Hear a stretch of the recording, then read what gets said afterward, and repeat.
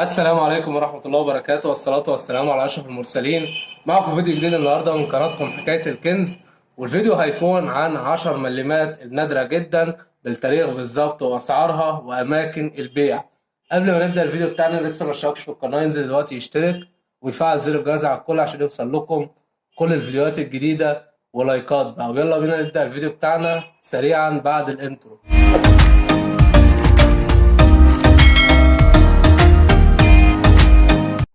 ورجعنا لكم تاني ومعانا 10 ملمات الصقر دي لسنة 1972، ومعظم الناس معاه نفس العملة دي ومعاها كميات كبيرة. طيب، الناس اللي معاها عملات ألمونيوم كتيرة تحاول ما تبيعهاش كده وخلاص. أهم حاجة تتابع معايا وتشوف إيه اللي مطلوب بالظبط، لأن في تواريخ بتتسمى تاريخ خطأ سك، وده بيكون مطلوب جدا، وأسعاره بتفوق 10,000 جنيه وال20,000 جنيه، تطلع معاك تدريجيا لحد 50,000 جنيه حسب الحالة العملة اللي مع حضرتك. تمام؟ طيب، اللي معانا 1972. طيب، اللي مطلوبة تاريخ كام؟ اللي مطلوبة تاريخ وهو 1973. طيب، اشمعنى 73 وانا اللي معايا 72 وده تاريخ قديم عن 73؟ مبدئيا قلنا قبل كده وهنكررها تاني، اهم حاجة انت حابب تشتغل في العملات ما تتعاملش معاها بتواريخ قديمة. حاول تفهم حاجة اسمها تاريخ خطأ سك.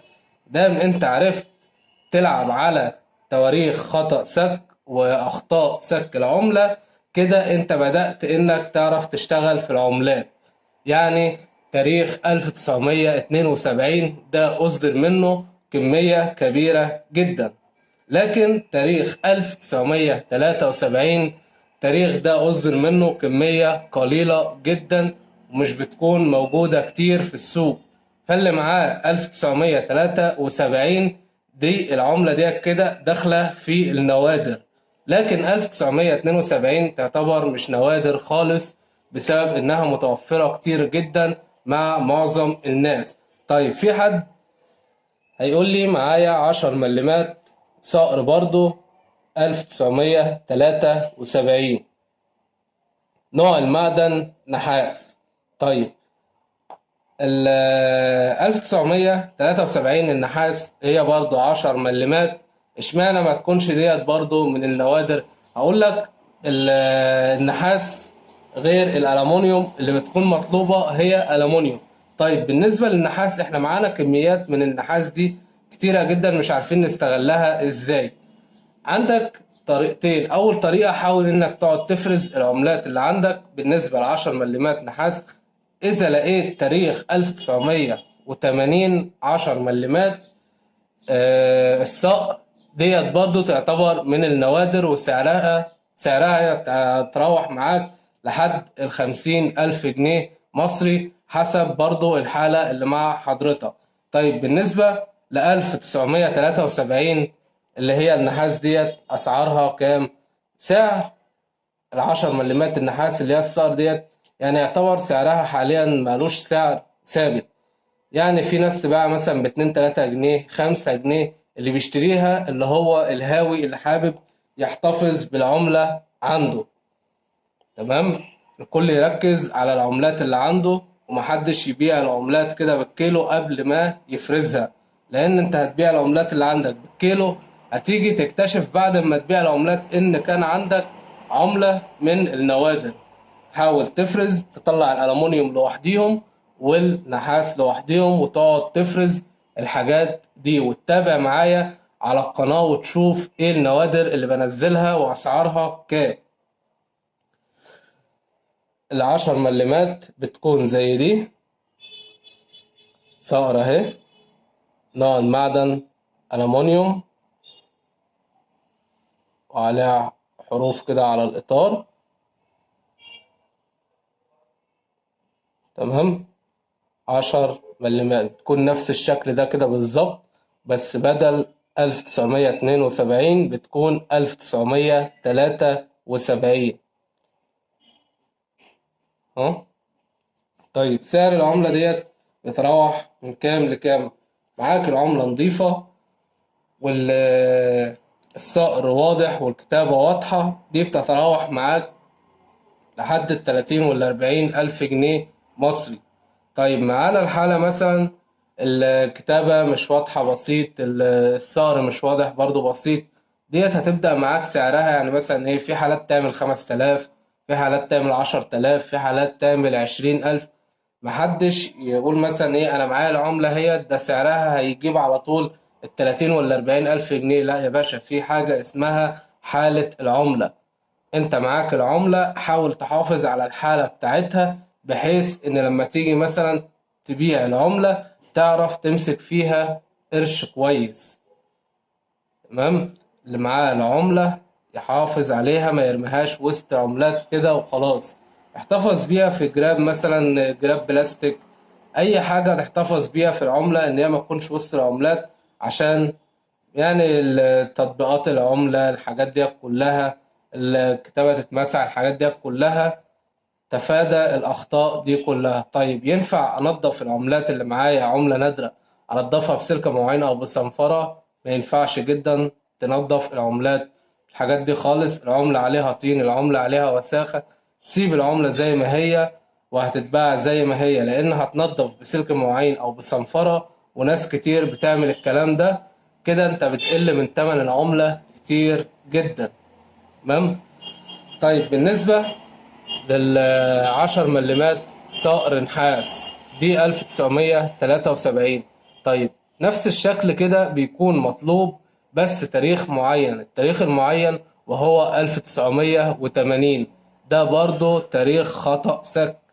طيب ناس برضو هتقول 1973 ده قبل 1980. هقول لك دي اللي اتكلمنا فيها في بداية الفيديو، ما تتعاملش مع العملات بالتاريخ القديم، تعامل معاها بتواريخ اللي هي أخطاء السك. معانا ال10 مليمات اللي هي 1980 الصقر، ديت برضو سعرها بيتراوح معاك لحد ال50,000 جنيه، حسب برضو الحالة اللي مع حضرتك. طيب الناس اللي معاها أي عملات معاك عايز تبيعها، عندك طريقتين تقدر تبيع من خلالهم، وهم أسهل طريقتين لبيع أي عملة معاك. أول طريقة وهي تطبيق أوليكس. تطبيق أوليكس هيكون مش متوفر عند ناس كتير جدا. طيب الناس اللي مش متوفر عندها أوليكس هتبيع إزاي؟ في الحالة ديت هتتجه إلى الطريقة التانية اللي هنقول عليها. خلينا أول حاجة نقول تطبيق أوليكس هنبيع عليه إزاي. مثلا انت معاك عملات، العملة مثلا بتعمل من 20 ل25 جنيه، حاول تجمع مثلا ايه 4 عملات كده ب4 عملات، تعرضهم على اوليكس، تعرض مثلا ال4 ولا ال5 ب100 جنيه، وتكتب تحدد السعر وتكتب بيانات العملات بالظبط، والصور تكون واضحة، وتعمل اعلان على اوليكس، وتسيب رقم للتواصل، بحيث ان اي حد هيشوف الاعلان بتاعك وحابب يشتري العملات هيتواصل معاك ويشتريها منك ان شاء الله. تمام. طيب الناس اللي مش متوفر عندها اوليكس هتبيع عملاتها ازاي؟ هتبيع على جروبات الفيسبوك. جروبات الفيسبوك هتقدر برضو تصور العملات اللي معاك وش وظهر، والصور تكون واضحة، وتكتب بيانات العملات اللي معاك بالظبط، وتكتب تحدد السعر. يعني مثلا لو هتبيع العملات اللي معاك 5 قطع ب5 قطع، عادي خالص، جمع 5 قطع كده واعمل اعلان بيهم، واكتب مثلا ايه لو حابب تبيعهم ب100 جنيه. دوت برضه هيكون يعني هتكون مثلا طريقة حلوة برضه، وهيتباعوا بسرعة. أهم حاجة تسيب رقم للتواصل، بحيث إنك لو مش متواجد مثلا على النت كتير حد هيتصل بيك ويشتريهم منك. طيب الناس اللي معاها عملات نوادر هتباعها إزاي؟ في الحالة ديت هتقدر إنك برضو تدخل على جروبات الفيسبوك وتبدأ تعمل مزاد على العملة النادرة اللي معاك. طيب أنا هعمل مزاد إزاي؟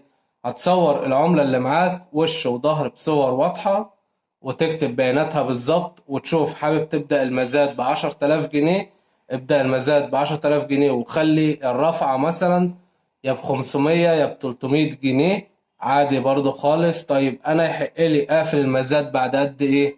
يحق لك تقفل المزاد براحتك خالص بعد 24 ساعة او 48 ساعة.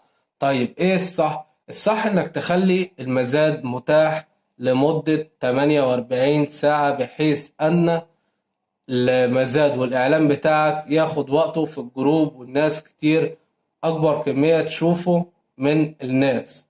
لكن 24 ساعة هيكون ما خدش حقه ولا حد هيقدر ان هو يشوفه كتير. تمام. ده كان فيديو النهاردة موضح ومبسط عن ال10 ملمات ألمونيوم ونحاس وإيه اللي مطلوب بالظبط. قبل ما تفكر تبيع عملاتك بالكيلو، حاول إنك تفرز العملات الأول وتشوف التواريخ المطلوبة بالظبط. يا ريت اللي استفاد من الفيديو ما ينساش يدعمنا بلايك وسبسكرايب وتفعيل زر الجرس على الكل عشان يوصلوا كل الفيديوهات الجديدة. والسلام عليكم ورحمة الله وبركاته.